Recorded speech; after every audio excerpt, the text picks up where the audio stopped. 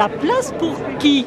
Alors, bien malin celui qui va la deviner et qui viendra me le dire quand les gilets jaunes seront partis.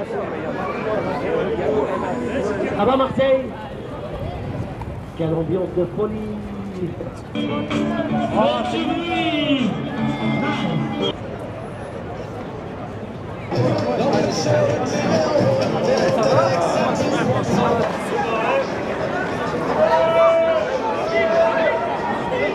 Allez, match de l'Ouest!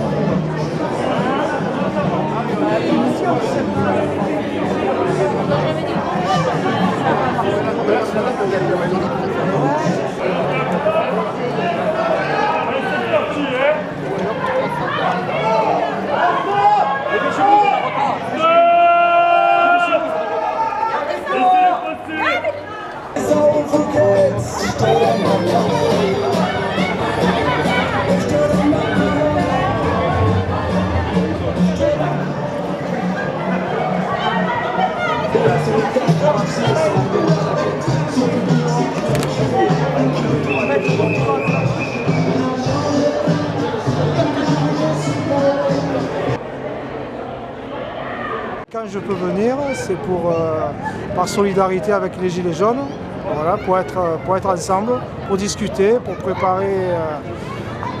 préparer le futur Gilets jaunes. Le mouvement l'a baissé, mais il est toujours là. Et maintenant, la deuxième phase, c'est de se restructurer et d'aller dans un nouvel élan. L'année dernière, au mois de mars, par exemple, on a été manipulé, on a été noyauté par les syndicats, par des élus politiques. Et tout est parti en volo parce que les premiers qui étaient Gilets jaunes, quand ils ont vu que c'est parti un peu en biberine, ils ont laissé un peu le mouvement. Voilà. Et maintenant, on est dans une deuxième phase de reconstruction. On sait ce qu'il ne faut plus faire. Est-ce qu'il y aura un chef dans le futur? Non, il y aura des chefs. Ça, c'est pas un chef en fait, c'est des têtes. Des leaders? Des leaders qui seront invisibles par rapport à l'extérieur, mais que les Gilets jaunes devront avoir confiance pour aller dans le même sens. Voilà. Mais il y a déjà des leaders comme ça? Non, mais c'est des leaders qui ont été trop voyants justement.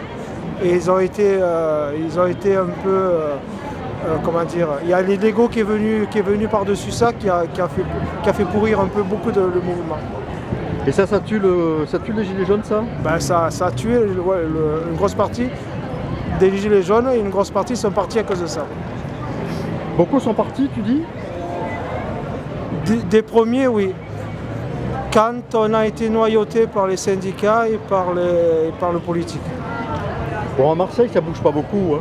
Oh ben, ça bougera jamais à Marseille. Et pourquoi ça bougera jamais? Parce que pour l'instant, ils sont pas assez malheureux. Mais ça va pas tarder, tu crois? Ah ben, il suffit qu'il y ait une catastrophe pour que ça bouge. Et je pense qu'à Marseille, le jour où ça bougera, c'est toute la France qui va se poser. Après, pour sortir de Marseille, pour voir des bouquins qui sont assez durs aussi à lire, parce que c'est là qu'on se rend compte de toute la magouille politique d'en haut jusqu'en bas. Il y en a un de Juan Branco l'avant-dernier qu'il a fait, je ne me rappelle plus le titre. Bon, ces fameux leaders, ils ne sont plus ou presque pas, ou sont dans l'ombre? C'est ce que tu me dis apparemment. Ils sont dans l'ombre volontairement une partie, est forcé dans une deuxième partie. Pourquoi? Parce qu'ils ont tellement été justement au devant de la scène pour les Gilets jaunes qu'il y en a beaucoup qui ont donné des mauvaises images d'eux, de l'ego, de jalousie, etc. Qu'à un moment donné, ils ont dû un peu se mettre en retrait, ce qui est normal. Et deuxièmement, c'est que dans les Gilets jaunes, on ne veut pas de leader. Donc tous ceux qui étaient en avant, la plupart des gens qui étaient un peu jaloux, qui avaient des égos, n'ont pas voulu. Jaloux. Moi, je suis jaloux de personne. Mais certaines peut-être toi, personnes, peut-être toi, mais la méfiant. Il y a plein de leaders qui ont été jaloux parce qu'eux, on ne les voyait pas. Donc des fausses informations sur le net, ça va très vite. Donc ils ont été un peu mis à l'écart. Et un gars comme Juan Branco, quelque part, comme c'est un avocat qui doit défendre Assange, il doit se mettre en retrait un peu pour pas que ça nuise sur ses prochaines interventions. Et aussi, je veux dire, au niveau de son boulot, c'est clair.